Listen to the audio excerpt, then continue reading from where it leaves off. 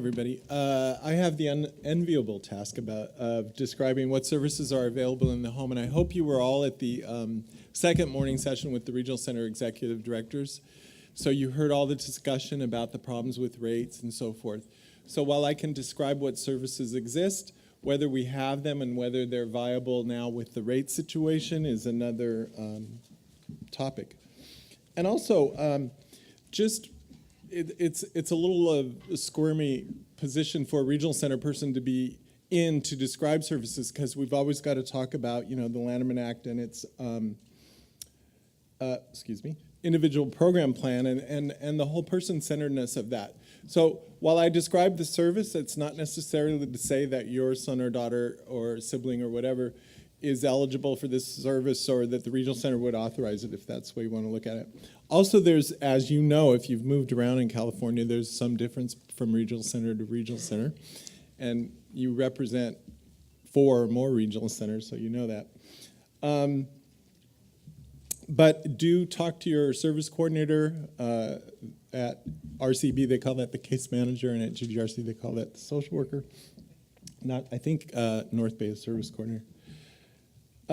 So first and foremost, of course, we have behavior management services, and this most often is authorized. There's most often a POS for this with early start kids, 0 to 3 years old, or school-age kids, 4 to 22, 18 if they graduate at that point. With adults, we can also provide it, but generally, it's with the focus on there's some health or safety issue. So your son or daughter is at risk, or you're at risk with an issue, a behavioral issue, and then we can send in these people. But again, the caveat there is that the regional center system is stressed. The rates do not work currently. So we're hoping for reform on that, due out in March of 2019. But the types of people who would come in and write a behavior plan and work with your loved one would be a board-certified behavior analyst. Can you give me a 30-second description, Heidi?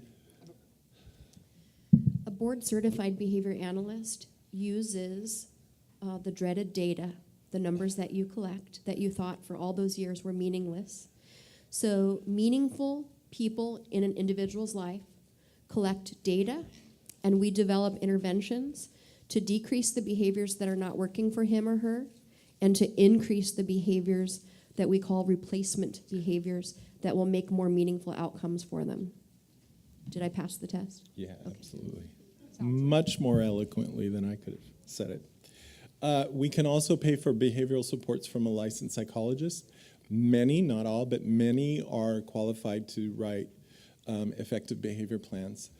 Technically, by Title 17, a licensed marriage and family therapist or a licensed clinical social worker can also do that service, and under the Title 17 requirements that regional centers have for paying for things.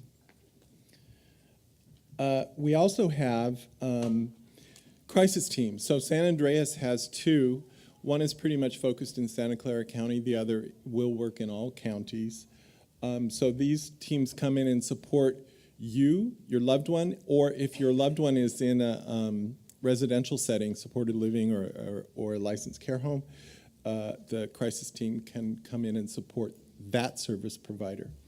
I think both our teams do work with kids from 4 up, and certainly can respond to your home if you allow it. Sometimes the family says, no, go away. But that is something we often can authorize as a service for your loved one. These teams are really well connected, I go to a quarterly meeting with Santa Clara County Behavioral Health. They're there at the table. They have access to the emergency psych services unit at Valley Med in Santa Clara, that kind of thing. They work with the police departments very closely. They go to the police, local law enforcement's crisis intervention trainings that the officers all have to go through, and speak to what our folks, what can be expected of our people when there's a law enforcement issue at hand. And I just want to mention that Tiffani here from the department is going to talk about the safety net, the DDS safety net. And in that plan, there are 2 mobile crisis teams being developed by DDS to work across the state. Okay? Some other services that we can authorize. One is independent living services. So while your son or daughter is at home, if they have a goal of living more independently, the ILS provider can come in, and some of them are quite adept at dealing with challenging behaviors. So that's an option. And then there are some services that your son or daughter may leave the home to get, but which can lend support in dealing with difficult, challenging behaviors.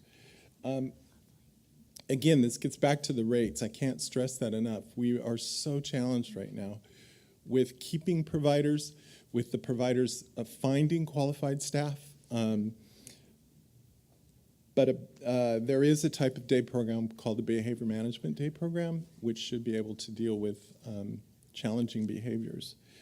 They would have develop a behavior plan around those behaviors and work from there. In the Regional Center Director panel, they talked about tailored day services. So San Andres has really embraced that. We have, I think it's about 8 to 10 providers of tailored day services. The one proviso there is that you look at a week's budget.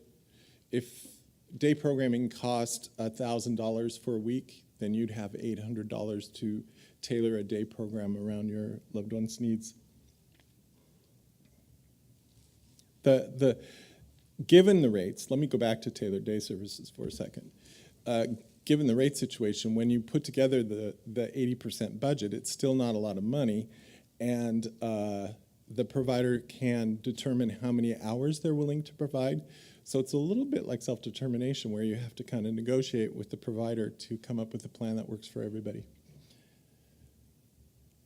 The only proviso being that it can't be more than 80%.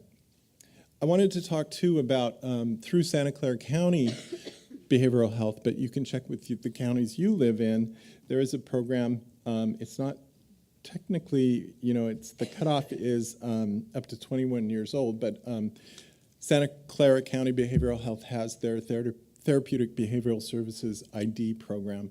There are 4 providers, Hope Services, Fred Finch, Rebecca's Children's Services, and Uplift, which used to be called EMQ, Eastfield Min Kwang. They're now Uplift. So this is another resource. In the regional center parlance, it would be a generic resource because we're not funding it. So that's also out there. But you should definitely talk to your county if there's something equivalent. The regional center executive directors, through ARCA and in cooperation with DDS, developed a services and descriptions document. So I really want to steer you to that. Your regional centers should have it on their website, and it really outlines kind of in a broad way what services are available through the regional center system, and definitely in what age categories that service is appropriate. And then I always give a shout out to so much advocacy is needed, right? And it's daunting and it's never ending, but I always like, if you haven't watched We're Here to Speak for Justice, it's on YouTube. It's We're Here to Speak for Justice on YouTube. Go watch it. It's the moms who worked with Frank D. Landerman to get the Landerman Act passed. And talk about advocacy, because they had to start from scratch. At least we have something to go with and build from. So that's it. Great.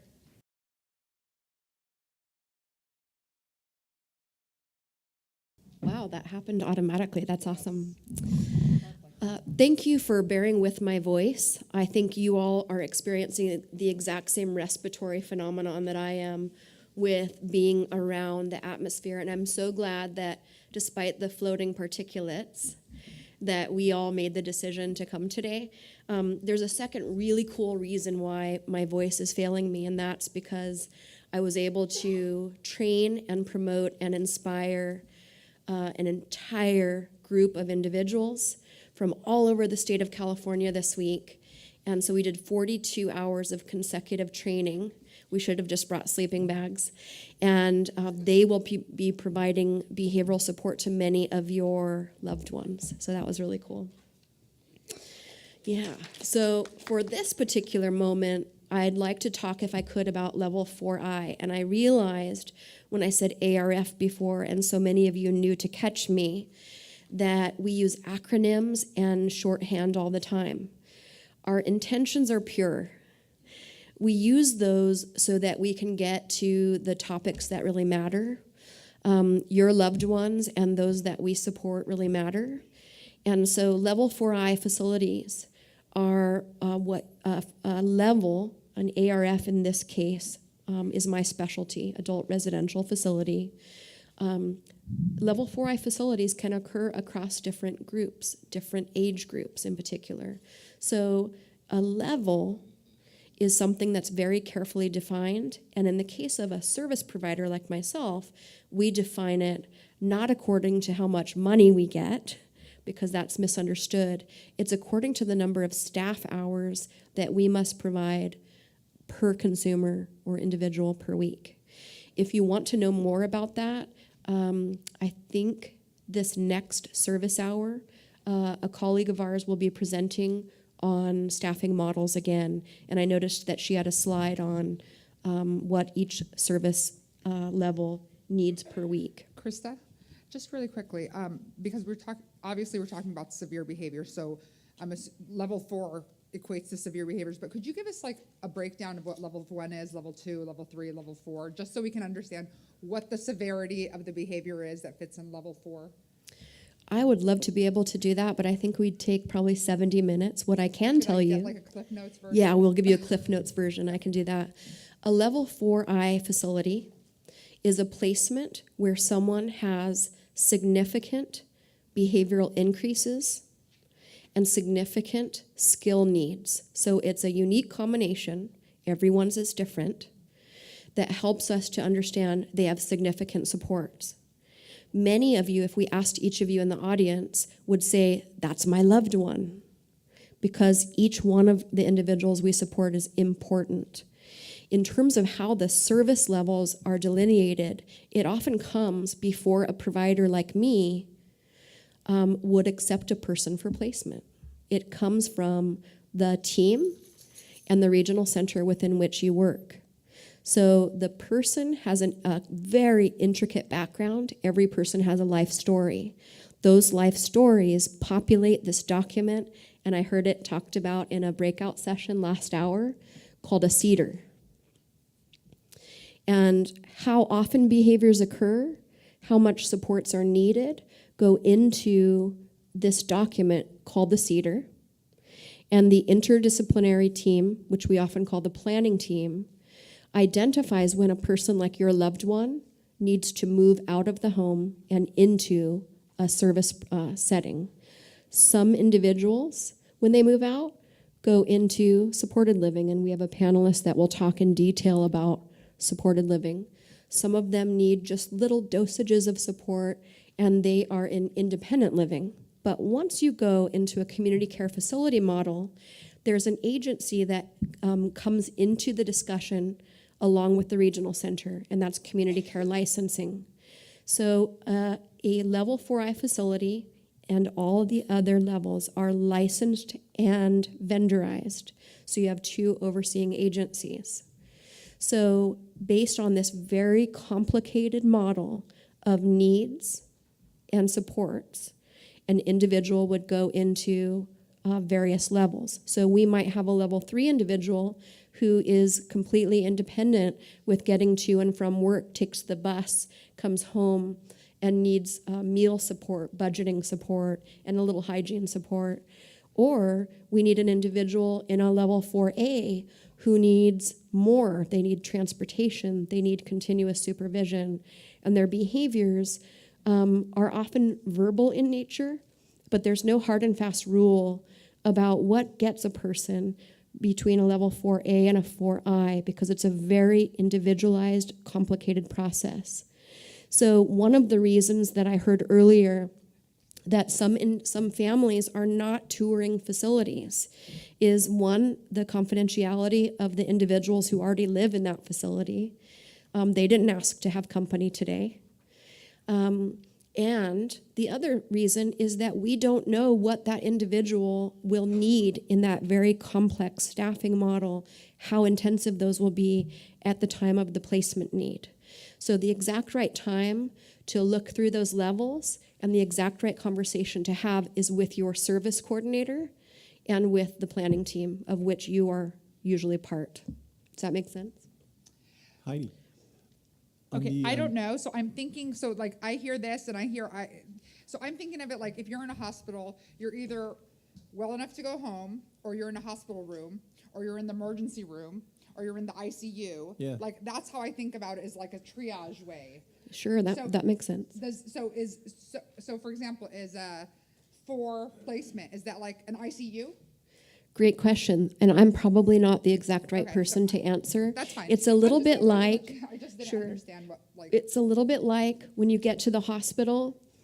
The hospital receives you no matter how you got there, and a level 4I provider like myself and a consultant like myself is just happy you arrived. What your story was before you came was probably a conversation that you had with your regional center and planning team. The two really big reasons that we see in the literature why someone might historically come to a level 4I or move out of their home in general have historically, as we've learned from Bruce Baker and Sharon Duffy and some of the great researchers we have in California, have been related to mobility. Can we lift them if we're offering physical support? We also know that behavioral support needs often tend to increase. And so individuals who need more behavioral support are often seeking out-of-home placement. But more than ever, we have a new conversation in level 4Is, but throughout the continuum of care. And that conversation is about your children grow up to be adults. And many of them are asking for, or you desire on their behalf, placement in the community. And a level 4I environment is a place for a person with skill needs and behavioral support needs. And as what we call the HCBS, or the Home and Community-Based Services final rule arrives, it's coming to us in 2022, but the preparation is already here. We're talking about choice and person-centered thinking and planning more than ever, aren't we? And so it doesn't take a mobility crisis or an imminent crisis that would land a person in a 4I environment. It's often choice, and I'm seeing that more than ever before. The changing levels, and I know I'm circling around this discussion that's probably bigger and even more specific than I can give you. As we talk about the levels, in a level 4I support environment, the number of staff differ greatly from lower levels of support. So in a 6-bed adult residential facility or a 6-bed group home that is a level 4I, we've got 390 staff hours a week. And we spread those out in just the exact right ways to meet the individuals that we support. And so there's an expectation that when you're in a level 4I, you are being supported by someone who has extensive support. And in fact, that's a requirement of the licensees and administrators in our care environments. And so it's very usual that there's consultation, and the team puts together the exact right consultant makeup for each individual in that home, and that's why they each have different hours. So in a level 4I facility, a person like me, a behavioral consultant, provides 16 hours every 6 months per individual. So you're sorry, I'm sorry. So you're in your presentation now, or you're still answering my question? You want, it sounds like, the exact right calculation for how... No, not the exact right. I think, I just think that there's no answer to my question, I guess. Exact answer, because you can't do it. I might need you to coach me through better answering or getting you in touch with the right person. Tell me how I can meet your need. No, I think what I'm saying is that we just probably need to go forward with your presentation. Thank Got you it. so much. Okay. I'm sorry about that. So it's very usual in a level 4I environment that an individual gets training to become more independent. So in some cases, an individual would start in a level 4I and maybe reduce to lower levels of support that don't need so much staffing. And in yet other cases, we have served individuals through end of life. And in fact, in my own agency, we have something called a hospice waiver. And so I've gotten to support about 5 or 6 individuals in my own agency through end of life. And it's one of the greatest honors that we have been able to achieve. In a level 4I placement, when you arrive, there are going to be a lot of postings, especially in the staff office, but in general, it should look just like home. And it's one of the greatest compliments that I can get when I'm in the community and people say, gosh, I didn't know you were there, and they live on the same street, because it should look just like home. The refrigerators and cupboards should be stocked, and one of the extra reasons that should be happening is that I mentioned a level 4I agency is also a licensed facility. So there are very strict regulations on making sure that your loved ones have the food and beverages that they need. But there are also processes, and you'll, in some cases, appreciate these processes because parents, when they move their child either from another placement or directly from the family home to an intensive environment like a 4I, are initially struggling with these processes that licensing has for us, and then they usually become grateful for them because they're protections to make sure that level 4Is run just like a home, but we're doing our job by your loved one. So we mentioned that there are consultants.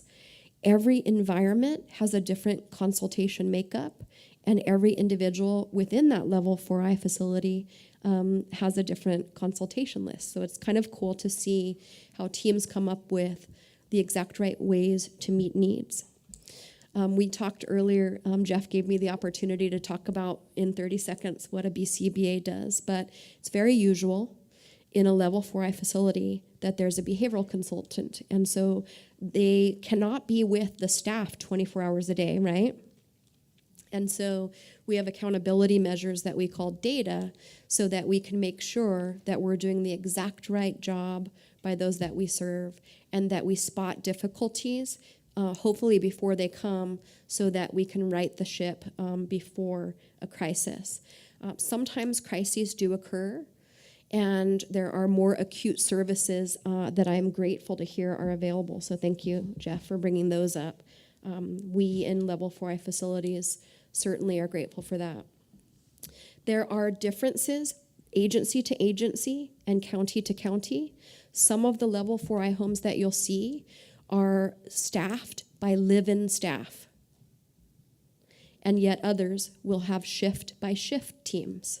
And there are advantages and disadvantages to each of those. And the live-in model provides continuity and fewer transitions for your loved ones. But it also means that just like parents can get fatigued, we need to have certain protective measures to make sure that they don't become fatigued and not do the level 4I work. The shift-by-shift models can be quite handy. Despite those increased transitions, they can be quite handy because we are often more refreshed. As we have encountered the funding difficulties that everyone in the industry has, we have had to rise to certain challenges. And I think I've seen a lot of resilient level 4Is that are doing that. We have to acknowledge that we're under the same distress. And some of that comes with the funding. Many agencies, no matter the level, are working really hard because they have multiple jobs. But I'm seeing some really great work in the area of person-centered planning and in choice and integration. Last session, I heard about a lot of that. And as we welcome our next panelist, I want to share that some of the answers that we might be asked in a level 4I environment will require an individual conversation, and we know that can be frustrating for you.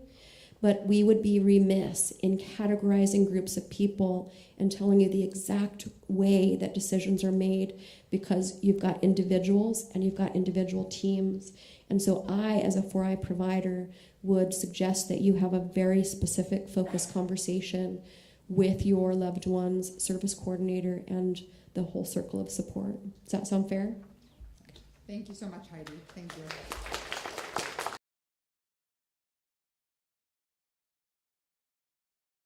On its own. That's amazing. So no one who works at Imagine Supported Living Services thinks I can say good morning in 12 minutes, so I'm going to tell you as much as I can in the time I'm allowed. Okay, so supported living can vary a lot, and it varies quite a bit around the state. But I think at the basis, the individual has their own home. The agency might help them to find it. In very rare cases, the agency might own it and rent it, but it's typically the individual's own home. It should always have person-centered plan and a person-centered staffing, so that we are hiring people who fit with the individual, who has the right to not include anyone in their lives that they want, and it ought to leave the home too. We supported living ought to be part of how an individual gets out in the community. If we are not the way that they work, we should be part of how they get to work, how they find friends, how they socialize, etc.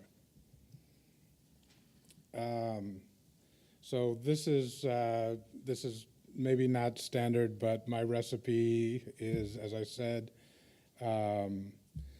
it has to be centered on the individual. The intensity can vary quite a bit.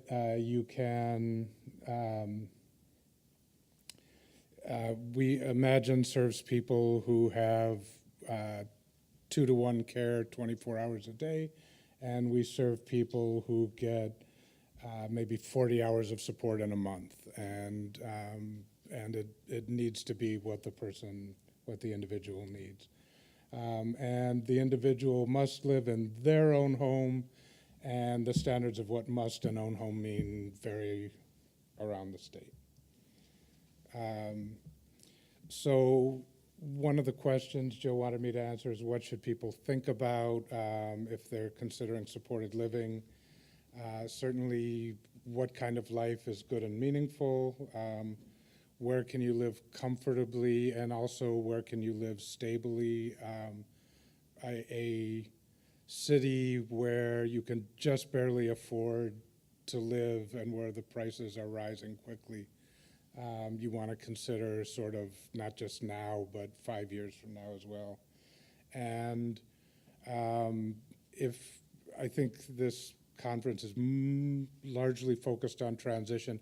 If someone has lived in your home their entire life and is just about to move on out for the first time, there are probably things you are worried about that you're too worried about, and there are probably things you haven't thought to worry enough about, but it's worth taking an inventory of what you know about now. So another thing to think about is the environment. When you are looking for where the individual live, there's no guarantees for any of this, but think about whether the cost of living there, as I mentioned, is fairly stable over time, or whether it's volatile, or whether it's rising fast. Another important thing is what is the labor force like? I think there are very few supported living agencies that are paying staff double the minimum wage anywhere, even really good staff. So will you be able to find the people you need to work with you at that rate? You would want to consider, we as advocates, which everyone in this room is, have the job all the time of making the local culture wherever we are more open and more inviting to people with developmental disabilities. But for you or the individual you care about, it is worth thinking about the community as it is right now and how inviting they are. being a pioneer ought to be optional. And it's also worth looking into what kind of agencies are available. There are some parts of the state where you would have very few choices, and some parts of the state. Santa Cruz, I've been in Santa Cruz for 5 years. I'm not from this area, but it has a really spectacularly rich provider community, in my view, and that's not everywhere. So trying to get a canvas of who is there to support you is important. As I mentioned, housing and staffing are big issues. They're probably, if we're doing our jobs right, we're worrying about the people we serve most, and after that, it's housing and staffing. And you have as a family member or as an individual, housing is the thing that you can have the most influence on. One, if there is a Section 8 waiting list that is open, sign up. If there are other housing subsidies available in the location where you live or want to live, find out about those. You should own a home, or you should build strong relationships with landlords, and I did put in there, suck up to the landlords. We can be very transactional in our advocacy sometimes, and Does that include Jill? when the landlord says, "I'd like you to be a panelist at my conference," by golly, you go to Palo Alto on a Saturday, you betcha. Smoking Saturday. So, thanks, Jill. I was a panelist here before Jill was a landlord to anyone I care about, so it predates that. But it is a good example. We know that the law prohibits discrimination against people with disabilities.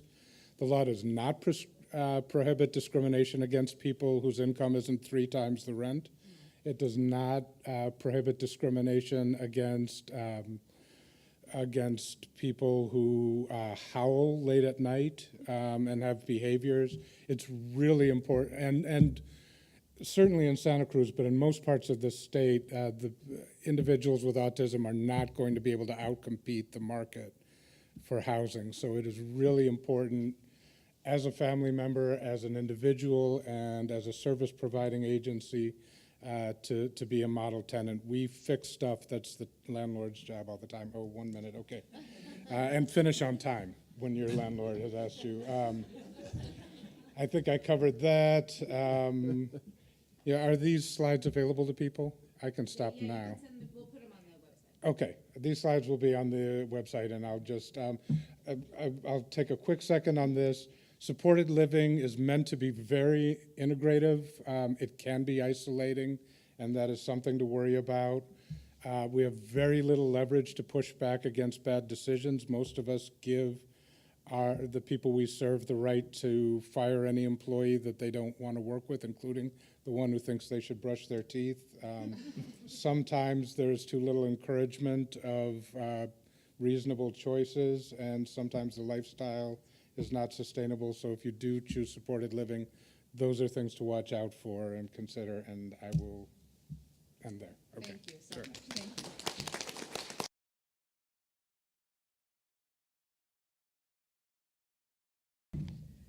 Hi, I'm Krista Mason, Benjamin's Hope in Holland, Michigan. Okay, question for you. How many of you have a loved one who you would consider to be high behavior living with you? Wow. Okay, put your hands down. How many of you would if you found a safe and right environment for your loved one, would be ready to make that decision? Okay, a lot of us. So what I'm hoping to do, you guys know I'm from Holland, Michigan, so I'm probably not a great option for most of you, right? But what I'd love to give you is some really practical tips about things we can do to help our loved one be successful when that opportunity opens up.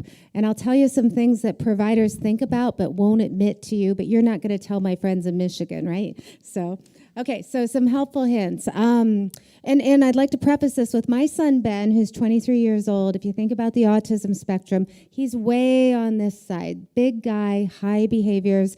During his educational years, he's gone from our public school system to our most restrictive school system, and lots of holes in walls along the way. I say that not to disparage or disrespect my son.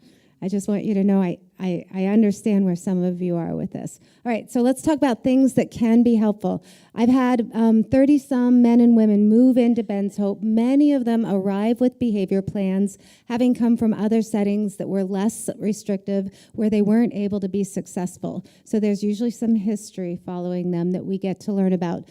Some of the things that I've seen that can really help a person be successful: break his routines. How many of you have driven exactly the same route because you knew that if you deviated and went left instead of right, it was going to cause World War III? Right. So most of us don't have young children at this point. Maybe a few of us do. To the extent that you can break his or her routines to help him be flexible when he lives in a setting with other people, that will help him enormously. I'll tell you a story, and I'm going to change a whole lot of the facts to be respectful to this family, but we had a gentleman move into Ben's Hope some time ago. Big fellow, 350 pounds, very, very loving family. Autism, okay, think about the root of autism, self, right? We're inward and we want to be rigid. This fellow loved his little sister, who had a high-pitched voice and talked in certain intonations. To help him not feel stress in his home environment, they hired caregivers that all looked like sister, petite little blondes with high-pitched voices. And that would help this man be steady and not anxious. When he moved into a group home setting at Ben's Hope, we weren't able to replicate what had become so important to him, and it wasn't successful for him. So what I'm suggesting is, when you can, start pushing that envelope and breaking those routines, because you help your child be ready for an environment that involves other people. Okay, when you're talking to a provider about your loved one, don't sugarcoat it. Often parents will say to me, I'm a provider and a parent, right? They'll say, oh, he's this and he's that, and it may not be an accurate description. It's really healthy to talk honestly about the behavioral challenges that your child or your loved one has, because that helps the provider know if they can support him and help him be successful. So again, be very realistic about that. Okay, a word about expectations. How many of you have had your child live in a group home already, or a supported independent living setting? Some of you. It's not your family home, right? And there's always things that you expect to be different. So a word about expectations. If you choose a group home for your son and that works, a group home is a group home. It's not a family home. And there's things that can be wonderful about that, but I think we as parents have spent decades advocating, right? Through the educational system, we fiercely advocated to get what we want. Sometimes we fiercely advocate to get the right setting that we want. And then he moves in, and we have a hard time turning off that fierce advocacy and switching to, I want to be a partner with you and helping my son or my daughter be successful. So I'll share with you that switch is critical, because I can speak of Ben. Ben's a tough fellow to serve, and the staff that support him at Ben's Hope work so hard. They're doing the job I used to do all the time. My support of them is often what makes them want to stay there instead of go work at Starbucks for more money, right? So it's important for us as parents and caregivers to switch gears and be supportive of those that are providing care. And to be a champion. So that's what I've got for you. Thank you. Visit our website if you want to learn a little more, and have a good day.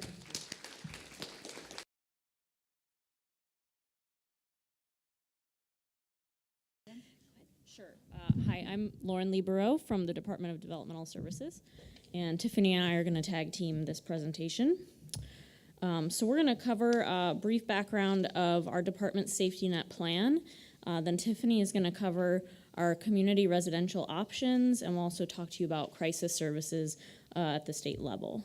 So in 2014, the Developmental Services Task Force convened, and through the work of that task force, along with input from stakeholders, our department developed our safety net plan that was published in May of last year. And the link at the bottom here will take you directly to that plan, but you can also go to our website, dds.ca.gov, and find out more information about that. And I just want to say our crisis services are first and foremost developed by the regional centers. But the safety net plan came out as a framework for state-level crisis services. And this includes access to state-level services like developing state-operated services for individuals to keep them in their current placement or stabilize them and return them back to their homes, and also maintaining our role in residential facilities for individuals who either cannot be served by service providers or the service providers who will not serve them. So those individuals certainly do exist in our system. And I just want to say the safety net plan is published on our website, but this is really a starting point and not the end of the game for us. So it's giving us an outline for where we want to head with our service development, but really we are collecting more information, getting input from stakeholders to hopefully develop more services to fill the gaps and meet the needs that you all have.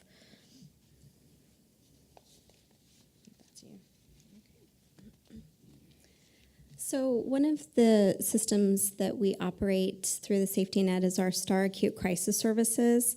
At the time, we currently operate 2 facilities, one at Sonoma Developmental Center and one at Fairview Developmental Center. With our directive to close both Sonoma Developmental Center and Fairview Developmental Center, we are actually in the process of relocating both of those STAR facilities out into the community at this time. So we also plan to add additional STAR facilities out into the community. So I mentioned that there's one in the north and one in the south. So we actually plan to have 3 in the north and 2 in the south. So we are expanding those services. These services are run by the state, and they have been operating since 2012. These are individuals that are referred to us, and we process an assessment process to determine if they can be served in our facilities. And for the most part, we don't say no. There is a 13-month stay for the individuals maximum. They can stay, of course, less time if the opportunity to transition in a stable situation and have the right environment for them in the community is available. The additional homes that I mentioned that we're in development right now, we currently only serve adults, but we realize there's definitely a need for children. So in the north, we plan to add our 3rd home is meant for children. And all of these homes will be 4-bed homes operating under a different licensure than they do right now. So we will be working with community care licensing since the homes will be operating in the community. We do have state guidelines in place that are available on our website, and for the most part, it's limited time supports that are in place, and we work with the regional centers and the supports for that individual in order to provide the best supports to transition them back into the community. So I mentioned that community crisis homes are what we plan to develop, the relocated STARS, and this was developed through stakeholder input as a new model of care that was needed in the state. This community crisis home is meant to be a time-limited home. The difference from the STAR unit is they're actually operated by vendors, and they're contracted with the regional centers, and they're time limited up to 18 months. However, individuals can stay longer if they need to. And the idea is to work with other community providers to help in transitioning them out into the community. So right now we do operate with the regional centers 3 community crisis homes, and we have 18 more in development. The regional centers propose to the department each year to develop new community resource development, and we've been able to support many of the regional centers in that interest. But it is short-term stabilization is the goal, and we anticipate definitely continuing added development of these services. And a difference from kind of what was shared before about adult residential facility is there's a higher expectation for staffing, both supervision and the experience that the staff have that work in these homes.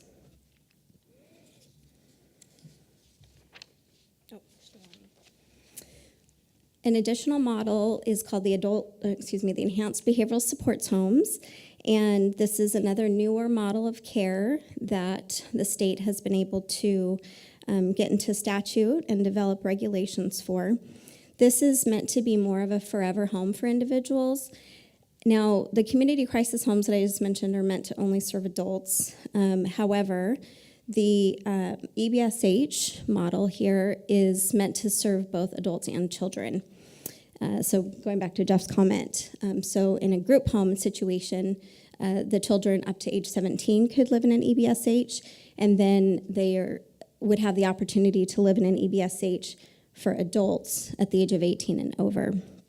So there are enhanced staffing requirements and supervision requirements, 24-hour services. We have 11 that are actually in operation today throughout the state, and we have 34 more in development. So this is definitely something that's expanding throughout the state. And the services are really meant to be very individualized. The rate structure is different than the other licensed residential models that the regional centers work with. And it's meant to be individualized rate building specific to the needs of that specific person. So the rate setting is very different. Okay, so one of the newest developments out of our safety net plan is what we call CAST. This is a state-operated mobile acute crisis team. This team includes a psychologist, social worker, a registered nurse, and then quite a number of psych techs as well. Because this is our newest development, we've been fading it in this year. And currently, CAST, we have one team in the north, one team in the south. The team in the north is currently serving East Bay and North Bay regional centers, and will be serving Alta very soon. As this program evolves and develops, we're hoping to roll it out across every regional center across the state. This is meant for individuals who are at risk of losing their current residential placement, or at risk of moving to a more restrictive setting based on their behaviors.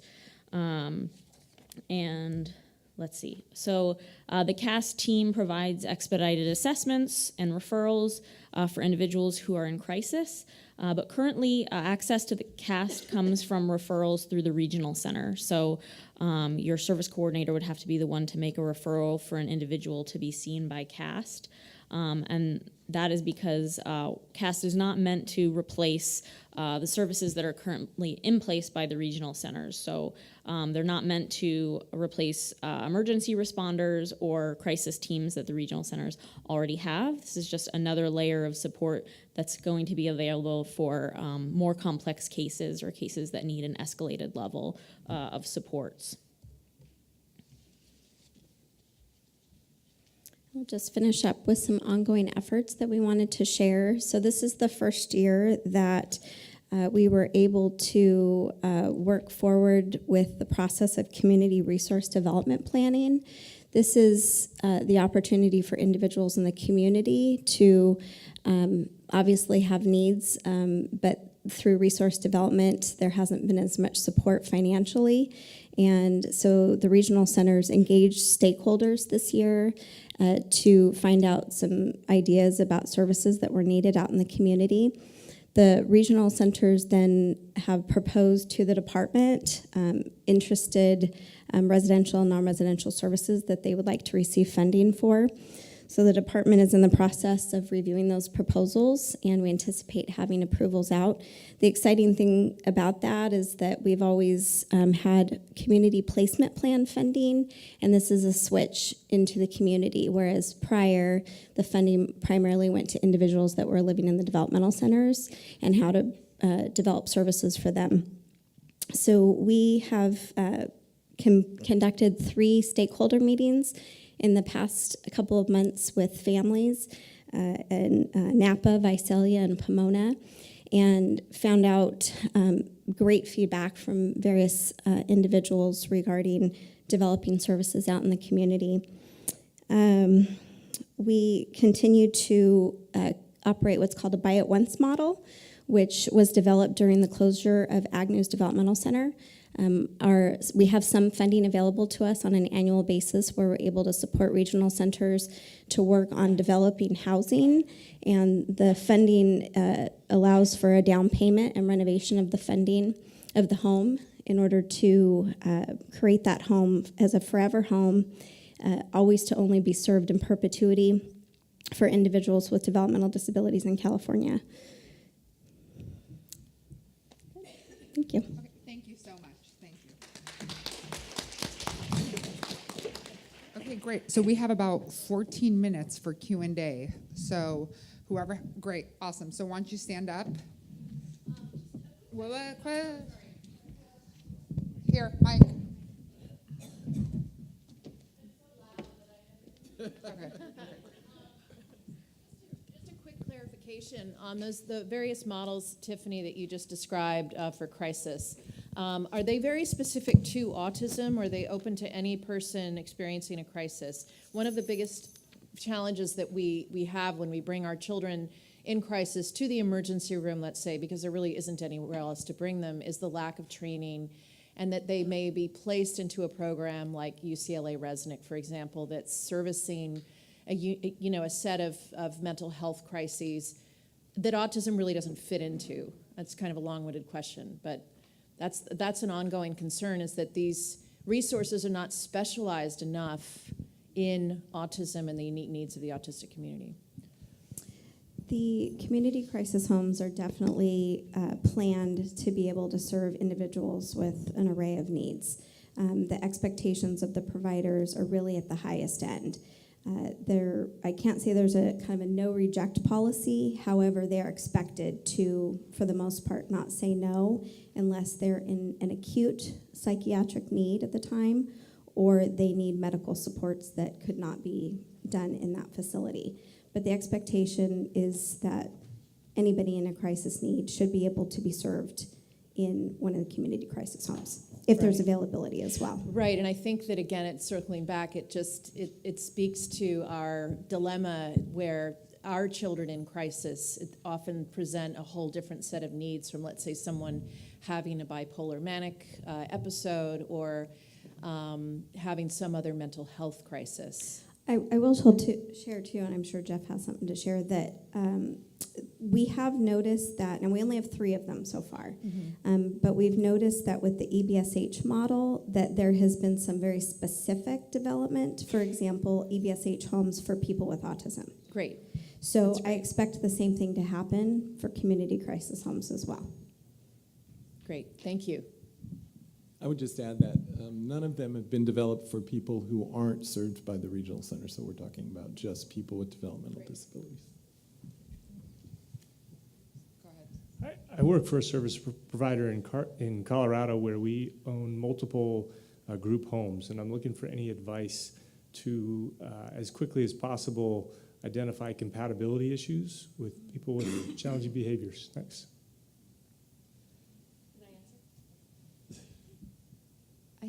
I think one of the biggest mistakes that we can make is to look for similar characteristics. I think every individual needs to be matched according to not just complement one another, but it depends on whether they have their own room, first of all. Many of our adult residential and group home facilities right now have roommates, and so that conversation might be, what time do you like to go to bed? Putting someone who likes to stay up until midnight with someone who likes to go to bed by 8 p.m. is a conversation breaker. And oftentimes in our history, because our choices are limited, we end up having that conversation after they move in. So I think we can learn a lot as we have as parents in our household, as our children have entered college with those kind of questions. But putting together sets of individuals by age is the first starting point in a community care facility. Outside of that, perhaps we start having conversations like, what is the rhythm of your day? Do you like a quieter environment? Do you like a more active environment? And that can help us to look at compatibility there. As HCBS final rule has entered the scene, it's exciting for a lot of us because it makes every conversation an individual conversation. If someone lives, for example, in a level 4I facility, yes, there are 6 individuals there or 4 individuals there and a large staff team to support them. So there are many advantages of that. One of the historical disadvantages is maybe we have only 1 vehicle. So when we're asking questions about preferred activities and schedules, now agencies like mine have been given grants where we get to deliver additional vehicles to the home. And so the question is, where do you want to go? And when one person has already made a choice, everyone else isn't landlocked. So preferred activities, sleep schedules, things they like to eat are all really important conversations. In behavior analysis, we look at a literature set called preference assessment. So preference assessment helps us to ask the right questions. And I think that's an important conversation to have for sure. Thank you. Can I just add one thing? I recently was working with a vendor who operates many homes throughout California, and they created what's called a compatibility matrix. And they took into account a numbering system regarding activities of daily living, functioning, challenges, interests, that kind of thing. And it ended up being really useful, producing numbers to help match individuals. So that Match.com or Rooster. Rooster, yeah. Sorry. It's okay. So I've heard a lot today about how the reimbursement rates are broken. And I'm just wondering if there is any place in California where the reimbursement rates that are being offered by the regional centers are higher than the prevailing wage rates of those communities and where you feel like you can recruit good staff. Yes. Yes. A Far Northern Regional Center, Redwood Coast Regional Center, the eastern half of San Diego Regional Center out in the Imperial Valley, Kern Regional Center, which goes up back behind the eastern side of the Sierra Nevada. And yeah, and these median rates are statewide. So there's a San Andreas median rate and a statewide median rate. And when we set the rate for the provider, we can't exceed the lower of the two. So though our San Andreas rates might be higher, we can't go with them because we have a statewide rate that's lower than the two because it takes into account all these other regional centers where the cost of living is much cheaper. So it's very broken. And 2008, let's remember what was going on financially in the world. It was a cost-saving measure, but we're 10 years out from that and we need relief. So what I'd add to that is that the job of the service provider is to provide good services within the resources that we have. And I do think that we have good staff. We have good staff that stick around for a long time. It would be much nicer if we could pay them better, but it's not only the reimbursement rates that affect what someone experiences from a provider agency, and you can do a pretty good job within the existing resources. One last thing, Feda, if you don't shut me down. What is happening, ask any regional center person, is that, like us, we're having to move to cheaper parts of California, cheaper parts of the country. So we're seeing a lot of the folks in San Andreas Regional Center catchment area moving into Valley Mountain, Central Valley, Alta, Far Northern, and they're not too happy about that either because they've got limited resources. But if you remember back to Eric Sigmund's comment in the Regional Center Director panel, he talked about the preamble to the Lanterman Act saying you'll get the services you need in your community. It's really not happening. Hi. So I have a 31-year-old son with sometimes challenging behaviors. My question, I have two issues about clarifying supported living services. We know that many of our adults are in SLS with challenging behaviors, and it works good for them. But what I've heard is that if you're in an SLS, you really can't get behavioral support unless it's considered in the model, in the behavioral supported living service model. And in Santa Clara County, I understand there's only one. So I'd just like to clarify if that is actually true, that a person cannot get a behaviorist in an SLS unless it's in their model, and that there's only one in Santa Clara County. Heidi, how many people are we working together with? We have a history of at least 4 in the last 2 years. Yeah, we do that. 2016 was a really exciting year for me because my consultation model was expanded to include supported living. And so I am very selective, not because I'm handpicking an individual or a team that I want to work with, but because I want to make sure I have time. And I can't go beyond I can go beyond waking hours, but I can't go beyond human limits.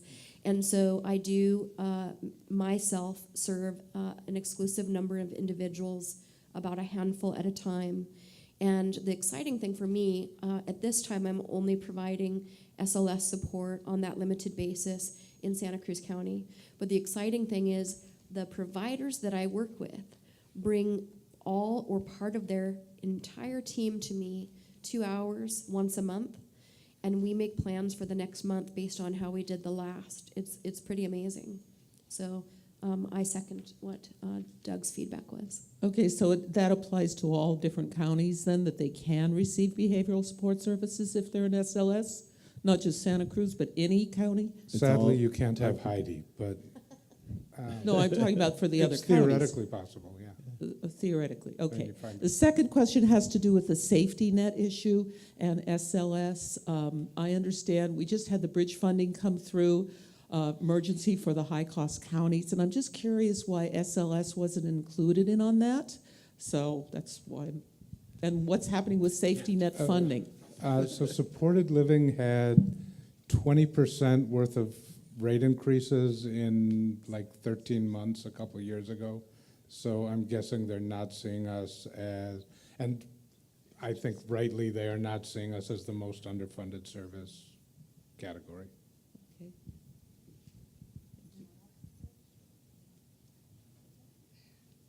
Yes, ma'am. Hi. Question on the short-term crisis planning. 2 questions. How are families expected to access it? How do you usually see that occur? And what is short-term?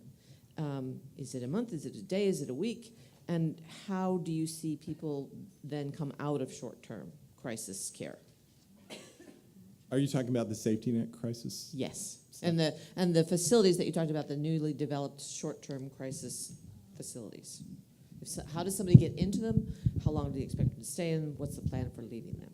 Does that my question make sense? Definitely makes sense. I want to make sure I'm thinking of the right model. So in general, the community crisis homes would easily be a conversation referral with your regional center, because the regional center then works with the vendor who's operating the community crisis homes. Fortunately, the admission should be pretty quick because there's an expectation of many assessments to happen within the first week and 30 days and so forth. But it's working with the regional center to make the referral to the community crisis home that they hopefully have in operation. Now, I don't know if you were asking, though, about the STAR facilities. Did I answer about the correct facility that you were asking about? Yes, I think you're other. Okay, and let me know if there's anything more I can answer for you. The STAR facility, that's the very short term. The STAR facility is 13 months long, and it's currently operated by the state, so that's the difference. And those are currently 2 5-bed facilities. One is at Sonoma Developmental Center, soon to be relocated, and one at Fairview Developmental Center. And the regional centers refer to the STAR facilities too. Just one last question. I was hearing that you did some stakeholder meetings in Visalia, Pomona, so that's like Central Valley and then Southern California. Is there going to be anything up in this area? We had one in Napa. I think that was our first one. Okay.